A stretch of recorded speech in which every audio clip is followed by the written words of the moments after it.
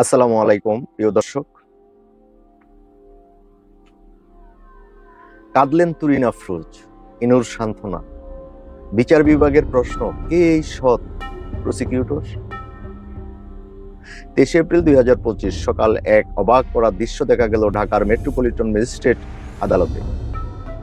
এক সময়ের প্রভাবশালী প্রসিকিউটর তুহিন আফরোজ কাঠগড়ায় দাঁড়িয়ে কাঁদছেন। পাশে দাঁড়িয়ে তাকে সান্ত্বনা দিচ্ছেন ইনু সাহেব, যিনি এক সময় তথ্যমন্ত্রী ছিলেন, এক সময় যিনি যুদ্ধাপরাধীদের বিচারে ছিলেন সবচেয়ে উচ্চকণ্ঠ।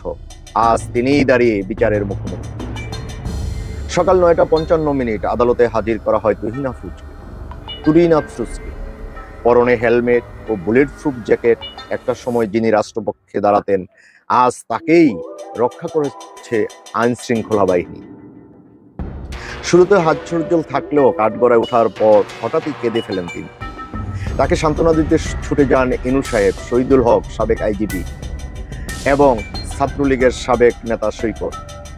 তার আইনজীবী আদালতে অভিযোগ করেন তুরিনকে নির্যাতন করা হয়েছে। তিনি নিজেই বলেন, আমি পেশাদারিত্ব বজায় রেখেছি, আমি অসুস্থ, হাঁটতে পারি না। কিন্তু রাষ্ট্রপক্ষের আইনজীবী ওমর ফারুক বলেন, এটা বিভ্রান্তি সৃষ্টি করার চেষ্টা। তুরিন তখন বিচারককে নিজের পায়ের চিহ্ন দেখান। এরপর সন্ত্রাস বিরোধী আইনের মামলায় গ্রেপ্তার দেখানো। তুরিন আফরোজ 2013 সালে আন্তর্জাতিক অপরাধ ট্রাইব্যুনালের প্রসিকিউটর হিসাবে নিয়োগ পান। তিনি ছিলেন যুদ্ধ অপরাধী গোলাম আজম সহ বেশ কিছু গুরুত্বপূর্ণ মামলার প্রসিকিউটর। কিন্তু এরপর কি হয়? 2018 সালে যুদ্ধ অপরাধী মোহাম্মদ ওয়াহিদুল হকের সাথে গোপন সাক্ষাৎ করেন, এমন অভিযোগে তাকে অপসারণ করা হয়। একজন যুদ্ধবন্দীর সঙ্গে কেন দেখা করবেন একজন প্রসিকিউটর? এই প্রশ্নই আজ তাকে দাঁড় করিয়েছে কাঠগড়ায়। তবে এটা কি শুধুই আইনি বিচারের গল্প? না, এটা নৈতিকতা, দ্বিচারিতা এবং আমাদের বিচার ব্যবস্থার এক কঠিন আয়না। তুরিন আফরোজ বলেছিলেন, আমি আইনের প্রতি শ্রদ্ধাশীল, কিন্তু প্রশ্ন হলো, আপনি যখন রাষ্ট্রের হয়ে যুদ্ধাপরাধীদের বিচারের দায়িত্বে ছিলেন, তখন কিভাবে তাদের সঙ্গে গোপনে সাক্ষাৎ করেন? আপনি আওয়ামী লীগের মনোনয়ন চেয়েছিলেন, এটাই তো প্রমাণ করে আপনি নিরপেক্ষ ছিলেন। আর এখন যখন বিচার চলছে, তখন চোখের জল নিয়ে আদালতে করুণা চান, সিলেটি ভাষায় করুণা চান। এরে ভাই, আগে খালি ফাইল নিয়ে মানুষরে ফাঁসাইতে আছে, এবার নিজেই ফাইরামু কইরা আইছস, মাফ কইবার লানত একেবারে হোসেন। এই কথায় সাধারণ মানুষ হিসেবে কিন্তু এটাই বাস্তবতা। আপনি যদি এতটাই সৎ হতেন, তাহলে আজ কাঠগড়ায় দাঁড়াতে হতো না। আজ আদালতে দাঁড়িয়ে কান্না করা একজন সাবেক প্রসিকিউটর। কিন্তু একই সাথে আমরা প্রশ্ন করি, যে বিচার ব্যবস্থা কখনো গরিবের পক্ষে নয়, কখনো ক্ষমতাবানদের তল্পিবাহক হয়, তাতে কিভাবে প্রকৃত বিচার সম্ভব? তুরিন আফরোজের মতে ব্যক্তিরা যখন পেশার নামে রাজনীতি করেন, তখন জনগণ বিভ্রান্ত হয়। এই পরিস্থিতিতে সাধারণ মানুষের মধ্যে প্রশ্ন তোলে, আমরা কি বিচার পাবো?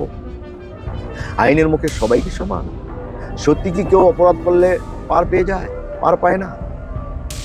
তুরিন আফরোজের কান্না হয়তো আজ অনেকেই সহানুভূতিতে ভাসবে, কিন্তু আমাদের মনে রাখতে হবে, চোখের পানি দিয়ে বিচার হয় না, হয় প্রমাণ আর নৈতিকতার ভিত্তিতে। এটা শুধু তুরিন আফরোজের বিচারের গল্প নয়, এটা আমাদের বিচার ব্যবস্থা, পেশাদারিত্ব আর রাজনৈতিক দ্বিচারিতার স্পষ্ট প্রতিচ্ছবি। এই বিচার যেন একটা উদাহরণ হয়, যে কেউ আইনের ঊর্ধ্বে নয়। আপনি কি ভাবছেন? আপনারা কি দর্শক ভাবছেন এই বিষয়ে? তুরিন আফরোজের কান্না কি আপনাকে ভাবিয়েছে? আপনার মতামত জানাতে কমেন্টে পড়ুন। ভুললে চলবে না, এই চ্যানেলেই পাবেন সব আলোচিত ঘটনার বিশ্লেষণ, সরাসরি, নির্মোহ, নির্ভীক। ভিডিওটি ভালো লাগলে শেয়ার করুন, সাবস্ক্রাইব করুন, অল বাটনে প্রেস করে সাবস্ক্রাইব করে অল বাটনে প্রেস করে দিন। আর পাশে থাকুন সত্যের পাশে। সবাই ভালো থাকবেন। আমাদের আবারও দেখা হবে অন্য কোনো বিশ্লেষণে। আজ এ পর্যন্তই। আল্লাহ হাফেজ।